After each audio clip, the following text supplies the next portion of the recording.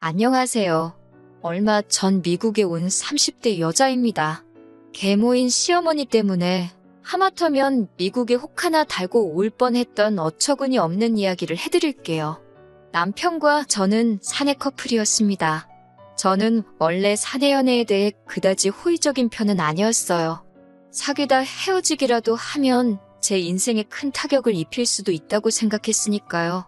하지만 같은 부서에서 근무하던 남편과 자주 밥도 먹고 많은 시간을 함께 보내다 보니 자연스럽게 정이 들어버렸습니다. 그래도 둘이서 딴에는 비밀 연애를 한다고 조심했는데 어느 순간 주변 사람들이 다 눈치를 챘더라고요. 다행히 남편이나 저나 열심히 일을 해와서인지 싫은 소리는 듣지 않았습니다. 남편과 그렇게 1년 정도 사귀었을 무렵 저는 다른 회사로부터 스카웃 제의를 받았습니다. 평소에도 한 번쯤 일해보고 싶던 직장이라 이직을 하기로 결심했어요. 남편에게 이야기하니 남편은 당황한 눈치였습니다.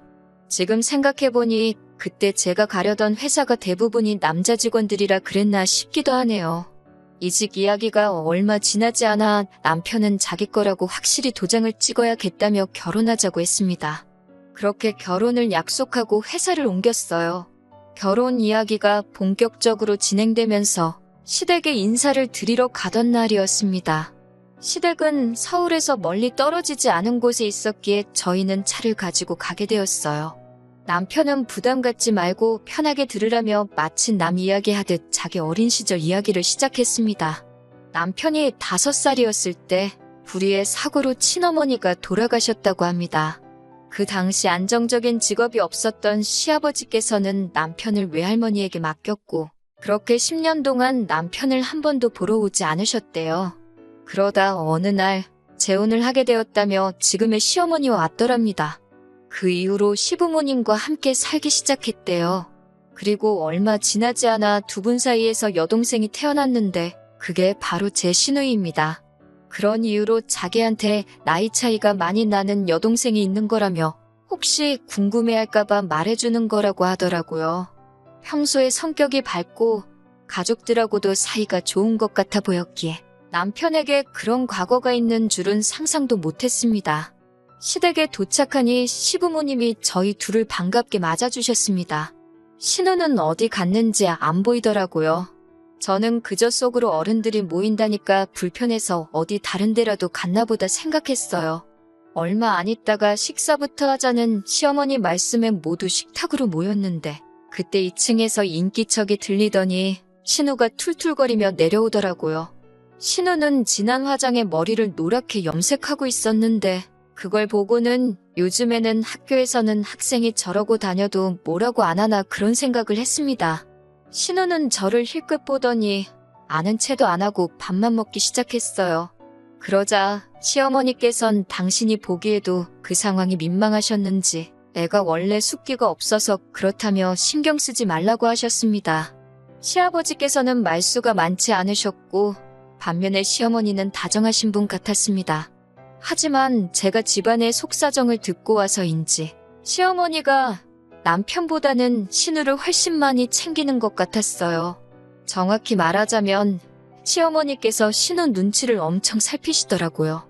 뭐랄까 절절매는 느낌이랄까요. 그 정도가 얼마나 심하던지 시어머니를 보고 있는 게 안쓰러울 지경이었습니다.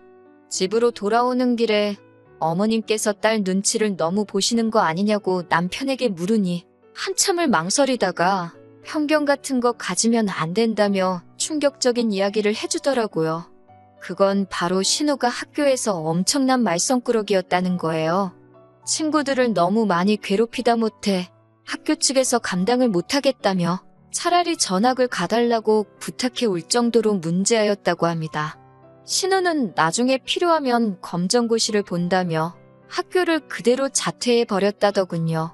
그제서야 신우의 머리색도 그 진한 화장도 이해가 되더라고요. 시어머니는 신우가 어긋나지는 않을까 전전긍긍하며 눈치를 보고 있던 거였지요. 시간은 흘러 상견례 날이 되었습니다.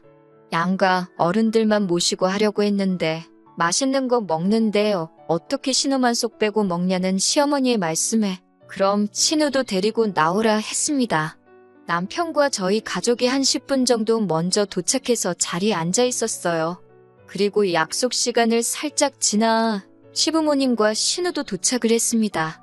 그리고 저도 모르게 입 밖으로 한숨을 쉬고 말았습니다. 세상에 신우가 다 찢어진 청바지에 배꼽이 훤히 보이는 셔츠를 입고 왔더라고요. 시어머니는 당신이 빨래를 안 해서 이렇다며 미안하다 하시고 시아버지는 딴청만 피우고 계셨습니다. 남편도 민망한지 저에게 원래 저 정도는 아니라면 나지막히 미안하다 하더군요. 다행히 제가 이미 친정부모님께 남편 여동생에 대해서 이야기해놓은 바가 있어서인지 친정부모님은 요즘 애들이 개성이 강하다며 괜찮다고 하셨습니다. 이윽고 식사가 시작되었습니다. 장소를 제가 정했는데 다행히 다들 맛있다고 하더라고요. 그런데 갑자기 신우가 이까짓 거 먹자고 집에 있는다는 자기를 끌고 나왔냐며 시어머니한테 투덜거리기 시작했어요.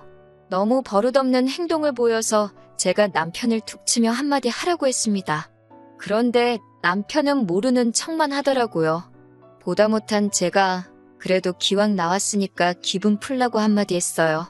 그런데 그 순간 시어머니께서 눈을 동그랗게 뜨고는 저한테 벌써 윗사람 노릇하려는 거냐고 사부치시더군요. 순간 양쪽 분위기가 완전히 싸해졌습니다. 다행히 시아버지께서 틀린 말 한 것도 아닌데 뭘 그러냐며 신우에게 먹기 싫으면 혼자 차에 가 있으라고 한마디 해주셨어요.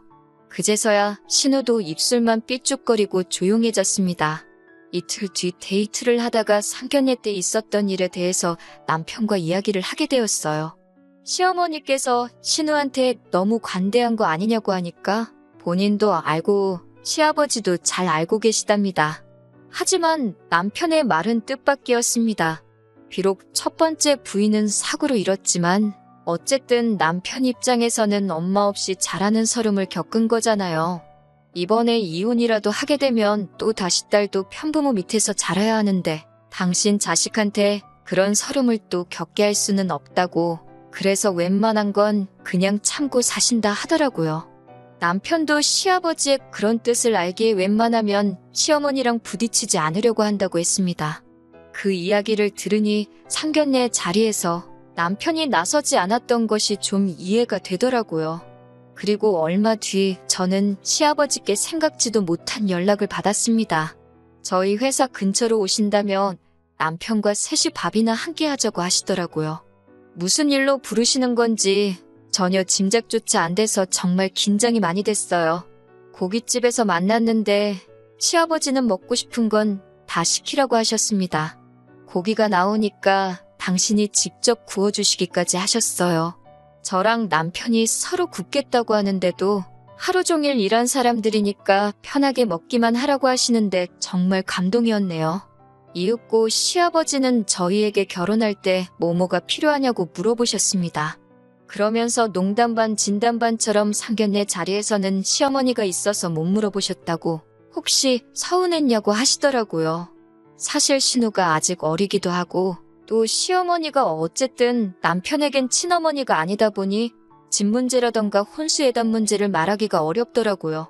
남편도 괜히 눈치 보는 것 같았고요. 그래서 그냥 둘이 반반 결혼하는 쪽으로 입을 맞춘 상태였어요. 그런데 시아버지께 먼저 물어봐 주시니 너무 감사했지요. 저희가 우물쭈물하고 있으니까 하긴 어떻게 대놓고 뭘 해달라 소리를 하겠냐며 통장을 하나 주시더라고요. 통장을 열어보니 5천만 원이 찍혀 있었습니다. 시아버지께서는 남편에게 돌아가신 남편의 친어머니 보험금에 당신이 좀 더 보탠 거라고 덧붙이셨습니다. 남편은 입을 꽉 깨물고 눈물을 삼키고 있었고 그 모습을 지켜보고 있자니 저도 저절로 눈물이 흘렀어요. 그 이후로 저희는 결혼식을 올리고 시아버지가 주신 돈에 친정 부모님이 보태주신 돈 그리고 영끌에서 작은 아파트를 하나 샀습니다.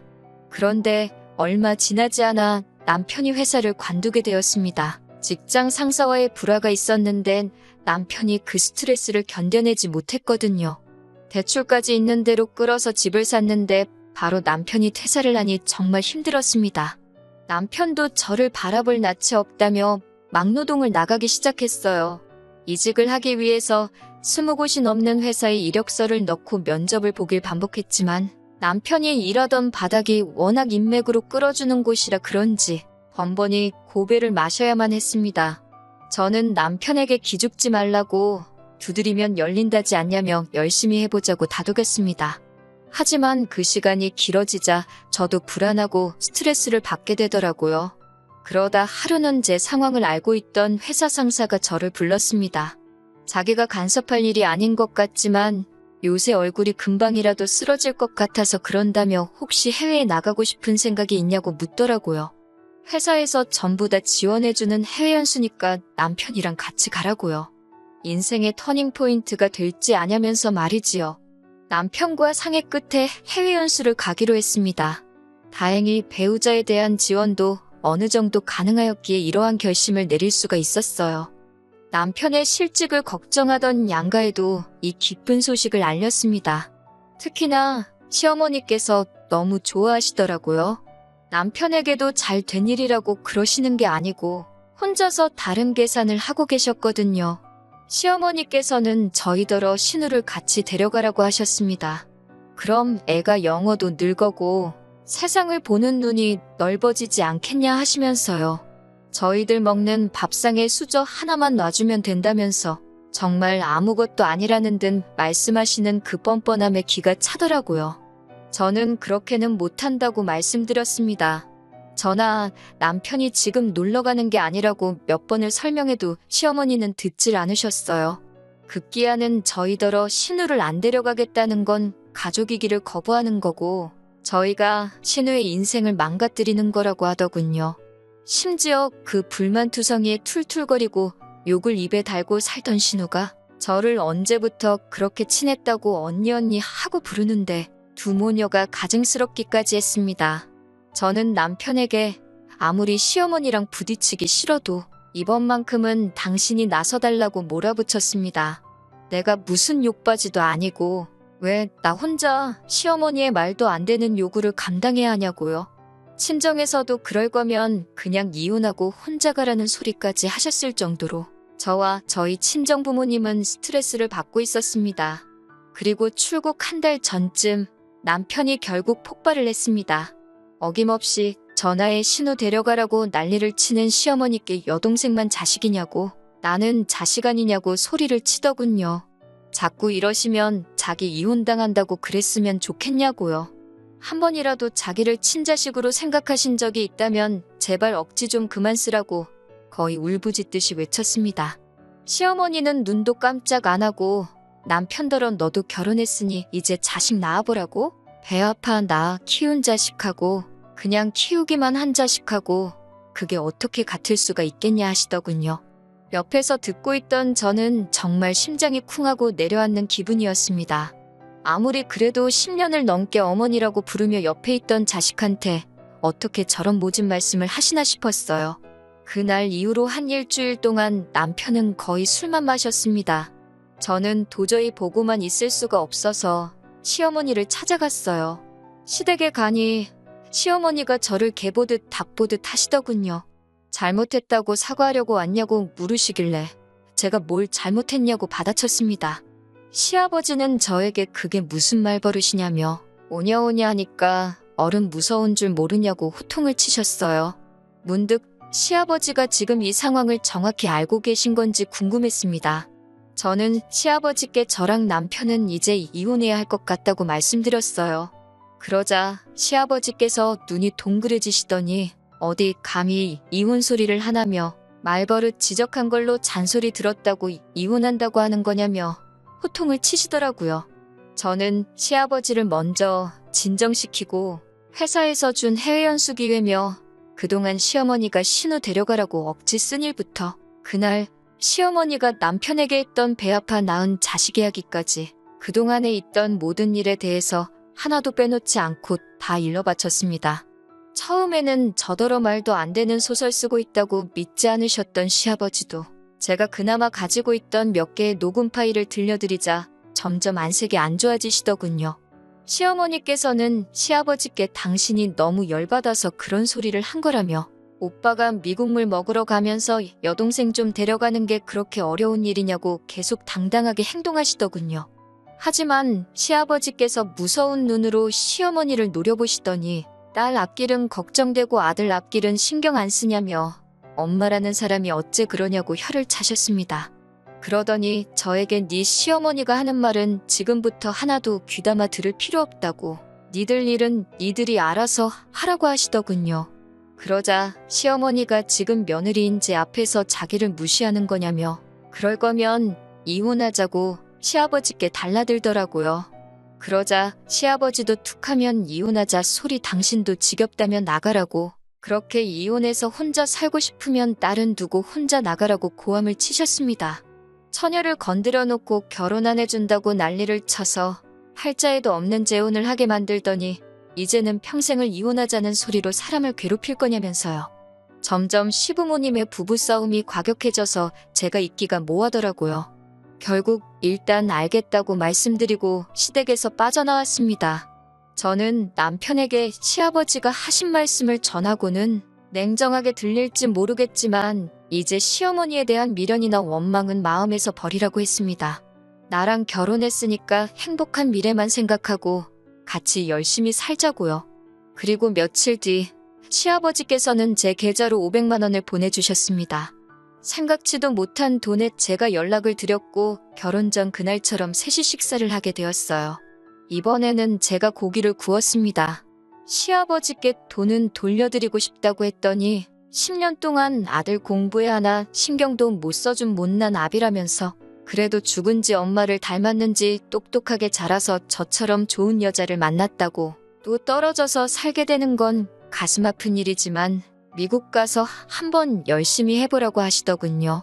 시어머니랑은 어쩌실 생각이냐고 물으니 아무리 그래도 애엄마인데 이혼이 쉽겠냐 하시면서 그래도 이번 일을 계기로 당분간은 찍소리는 못할 거라고 걱정 말라고 하시더군요. 저와 남편은 시아버지께 1년 금방 지나갈 테니 그동안 건강히 즐겁게 지내고 계셔달라고 했어요. 그리고 며칠 전 남편과 미국에 무사히 도착했네요. 여기 온 지 얼마 되진 않았지만 벌써 남편 표정도 밝아졌고 저도 마음이 많이 편해진 기분이에요. 1년 잘 살고 돌아가서 저희 이야기 또 들려드릴게요.